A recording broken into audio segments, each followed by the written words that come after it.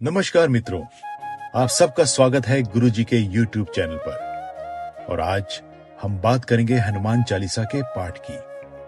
कैसे करें हनुमान चालीसा का पाठ जिससे हनुमान जी की कृपा आपके ऊपर बनी रहे। और हाँ, यदि आपका कोई सवाल है तो आप कमेंट बॉक्स में लिखें, हम आपके सवाल का जवाब देंगे। तो आइए शुरू करते हैं कि कैसे करें हनुमान चालीसा का पाठ। देखिए, सबसे पहले ये जानना जरूरी है कि हनुमान जी कौन है। हनुमान जी के बारे में कौन नहीं जानता। देश के अंदर या देश के बाहर उनकी बहुत चर्चा है। कलयुग में हनुमान ही एक ऐसे आशा देवता हैं जो हमारी हर बात को सुनते हैं और चुटकी में सब कुछ सही कर देते हैं। हनुमान जी भगवान शिव के 11वें अवतार हैं, इसलिए उनको कहा जाता है रुद्र अवतार।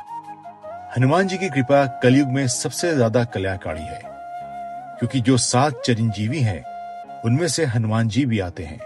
और ये जो 7 चिरंजीवी हैं वो आज भी जीवित हैं, यानी कलयुग में, और हमें प्रत्यक्ष रूप से आशीर्वाद भी प्रदान करते हैं। हनुमान चालीसा मुख्य 40 चौपाई है। इसमें से एक चौपाई है, और देवता चित्त ना धरई, हनुमत से ही सर्व सुख करई।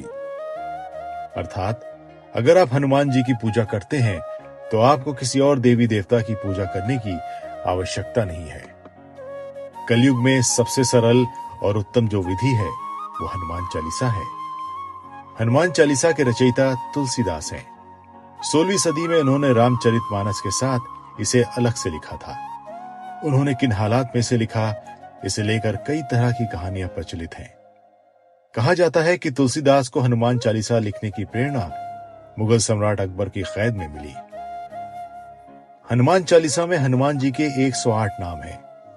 तो आप हनुमान चालीसा का पाठ करते हैं तो हनुमान जी के 108 नामों का आप स्मरण करते हैं। जय श्री राम बोलने और जय श्री हनुमान बोलने से भी पूर्ण हो जाती है और हनुमान जी की कृपा भी मिल जाती है। यदि आपको हनुमान जी की दिव्य कृपा प्राप्त करनी है तो आपको सही तरीके से हनुमान चालीसा का पाठ करना है। लेकिन अक्सर देखा गया है कि कई लोग खड़े होकर पाठ कर लेते हैं, तो कई लोग स्नान करने के बाद सीधे खड़े होकर कर लेते हैं। जैसा जिसका मन करता है वो वैसे हनुमान चालीसा का पाठ करता है, लेकिन ऐसा नहीं है। ऐसा करने से पाठ का फल प्राप्त नहीं होगा। लेकिन अगर आप सही विधि अनुसार हनुमान चालीसा का पाठ करेंगे तो आपको हनुमान जी की दिव्य कृपा प्राप्त होगी। देखिए क्या है हनुमान चालीसा पाठ करने की सिद्ध विधि।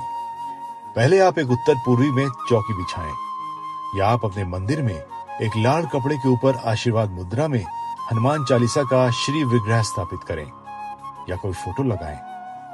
हनुमान जी की 3 या 4 तरीके की फोटो होती है। एक होती है संजीवनी पर्वत उठाए हुए, दूसरी भगवान राम और लक्ष्मण को अपने कंधे पर विराजमान किए हुए, और तीसरी ध्यान मुद्रा में। लेकिन हमें एक ऐसा फोटो लेना है जिसमें वो आशीर्वाद मुद्रा में एक हाथ आशीर्वाद देते हुए दिखाई दें। अब हनुमान जी का छाया चित्र एक लाल कपड़े पर रखकर अपने मंदिर या अपने पूजा घर में स्थापित करें, और एक घी का दीपक जलाएं हनुमान जी के सम्मुख। और इसके बाद एक आसन में बैठकर आपको ये अनुभूति करनी है कि हनुमान जी आपके सामने बैठे हैं। आपको पाठ करते वक्त यह अनुभूति होनी चाहिए कि आप ये पाठ किसी छाया चित्र के सामने नहीं, बल्कि साक्षात आपके सामने हनुमान जी बैठे हैं और आप हनुमान चालीसा का पाठ उनके चरणों में समर्पित कर रहे हैं। इस श्रद्धा और विश्वास के साथ आप हनुमान चालीसा का आनंद लेते हुए पाठ करें। हनुमान चालीसा की हर लाइन एक सिद्ध मंत्र की तरह है और उसकी हर लाइन का अनुसंधान करें। आप हनुमान चालीसा शुरू करने से पहले एक संकट मोचन हनुमान अष्टक का पाठ भी जरूर करें। ये जरूरी है क्योंकि हनुमान जी को उनकी शक्तियों का बोध कराना होता है, तब हनुमान जी जागृत होते हैं।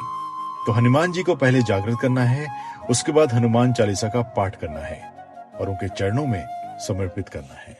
आप कम से कम 11 पाठ करें आसन पे बैठ के।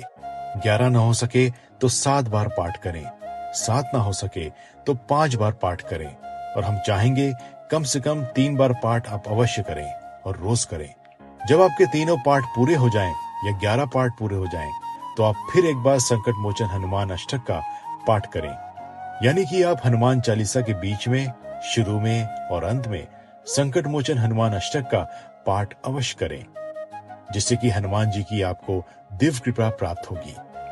हनुमान जी के हनुमान चालीसा का पाठ करने के बाद उनकी आरती करें और आरती करने के बाद जो जल हनुमान जी के सम्मुख रखा है उसको पूरे घर में, अपने ऊपर और अपने परिजनों के ऊपर छिड़कें। ऐसा करने से घर के अंदर जितनी भी नकारात्मक ऊर्जाएं हैं वो समाप्त हो जाएंगी। हनुमान जी की कृपा से आपकी कुंडली में जितने भी पीड़ा देने वाले ग्रह हैं वो शांत हो जाएंगे। हनुमान जी की ये साधना सभी कार्यों को फलीभूत करने वाली है। एक बार ये साधना करके देखिए, आपको आनंद आ जाएगा। और सबसे बड़ी बात, इसे करने के बाद आपको किसी जोशी के पास जाने की जरूरत नहीं पड़ेगी। खुद कृष्ण जी को पता है हनुमान जी की शक्तियों के बारे में। तभी महाभारत का जब युद्ध हो रहा था तो भगवान कृष्ण ने अर्जुन से कहा कि आप हनुमत साधना करिए, इससे आपके रथ के ऊपर हनुमान जी विराजमान होंगे।